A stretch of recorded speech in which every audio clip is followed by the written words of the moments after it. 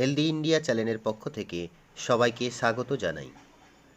আপনারা সবাই জানেন আমি মন ও শরীর সুস্থ সবল রাখার উদ্দেশ্যে প্রতিনিয়ত বেশ কিছু গুরুত্বপূর্ণ তথ্য আপনাদের সামনে নিয়ে আসি। এই ভিডিওটি স্কিপ না করে সম্পূর্ণ দেখুন। যেভাবে নির্দেশাবলী দেওয়া হয়েছে সেই মতো আপনি অনুশীলন করতে পারেন। তার আগে চ্যানেলটি সাবস্ক্রাইব করে নোটিফিকেশনের বেল আইকনে অল সেট। জঙ্ঘাভ্যাং বজ্রবৎ কৃত্যাগ্রিপার্শ্বে পাদবুভু বজ্রাসনং ভবেদেতৎ যোগিনাং সিদ্ধিদায়কম।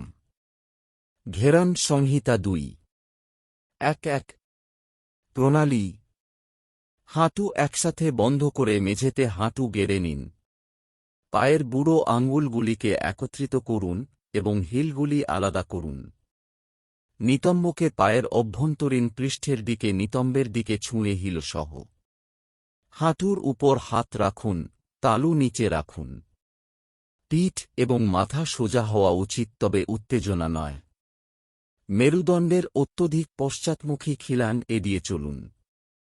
চোখ বন্ধ করুন, বাহু এবং পুরো শরীর শিথিল করুন। স্বাভাবিকভাবে শ্বাস নিন এবং নাকের ছিদ্রে এবং বাইরে যাওয়া বাতাসের প্রবাহের দিকে মনোযোগ দিন। এই অবস্থায় গুঞ্জদ্বার যাতে গোড়ালিদ্বয়ের মাঝখানে থাকে সেদিকে দৃষ্টি রাখো। প্রথম অভ্যাসের সময় হাঁটুতে কিঞ্চিৎ বেদনা বোধ হতে পারে। কয়েকদিন অভ্যাসের পর এইভাবে বসতে আর কোনো কষ্ট হয় না। তবে হাঁটু ফোলা থাকলে, হাঁটুতে জল হলে বিশেষজ্ঞের পরামর্শ নিয়ে অভ্যাস করা উচিত। সময়কাল আধ্যাত্মিক লক্ষ্যে সঞ্চালিত হলে দীর্ঘ সময়ের জন্য। প্রতিদিন কয়েক মিনিট পা আলগা করার জন্য যথেষ্ট। যদি কোনো স্ট্রেন অনুভব হয় তাহলে আসন বন্ধ করুন।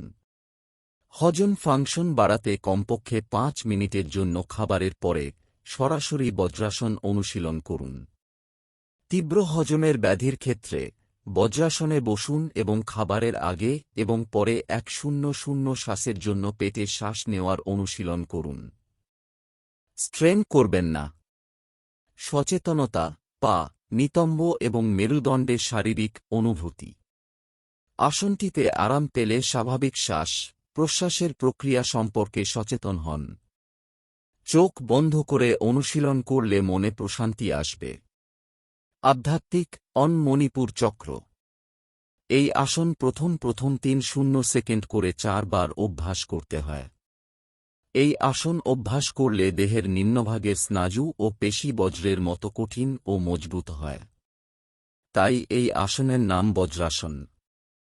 উপকারিতা: এই আসন অভ্যাসে সায়াটিকা, পায়ের বাত ইত্যাদি হয় না। আহারের পরে এই আসন 5-10 মিনিট অভ্যাস করলে ভুক্ত দ্রব্য সহজে পরিপাক হয়।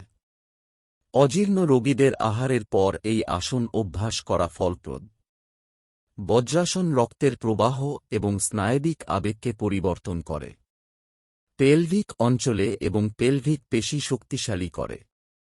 এটি হার্নিয়ার বিরুদ্ধে একটি প্রতিরোধমূলক ব্যবস্থা এবং পাইলস উপশম করতেও সাহায্য করে।